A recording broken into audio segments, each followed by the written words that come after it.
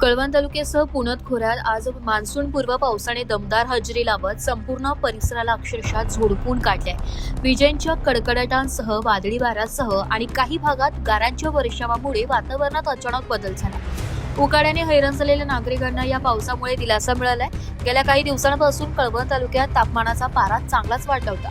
कडक उन्हामुळे नागरिक हैराण झाले होते. मात्र आता अचानक वातावरणात बदल होऊन काळ्या ढगांनी आकाश व्यापले. काही वेळातच विजांच्या कडकडाटासह आणि वादळी वाऱ्यासह काही भागात घरांचे पत्रे देखील उडाले.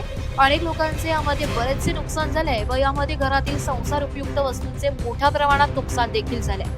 तसेच मायबाप प्रशासनाने व लोकप्रतिनिधींनी तातडीने पंचनामे करावे, कारण अचानक झालेल्या पावसामुळे गोरगरिबांचे घराचे पत्रे उडून मोठ्या प्रमाणात नुकसान झाले व त्यातच देखील इतर भाजीपाला व इतर पिकांचे मोठ्या प्रमाणात नुकसान झाले. त्यात नुकसान झालेल्या घरांचे पिकांचे तात्काळ पंचनामा करण्यात यावा व गोरगरीब शेतकऱ्यांना नुकसान भरपाई देण्यात यावी अशी मागणी परिसरातील शेतकऱ्यांनी केली.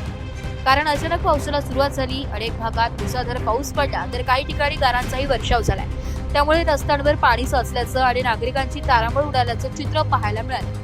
या पावसामुळे वातावरणात गारवा निर्माण झाला असून उष्णतेपासून नागरिकांना काहीसा दिलासा मिळाला असून मात्र गारपिटीमुळे फळबाग, भाजीपाला आणि उभ्या पिकांचे नुकसान होण्याची भीती शेतकऱ्यांकडून व्यक्त केली जाते. दरम्यान मान्सूनपूर्व पावसाची ही दमदार हजेरी आगामी खरीप हंगामासाठी पोषक मानली जात असली तरी हवामानातील अचानक बदलामुळे नागरिकांनी सतर्क राहण्याचे आवाहन करण्यात आले. सध्या कळवण तालुक्यात अनेक भागात ढगाळ वातावरण कायम असून पुढील काही दिवसातही पावसाचा जोर वाढण्याची शक्यता हवामान विभागाने वर्तवली आहे.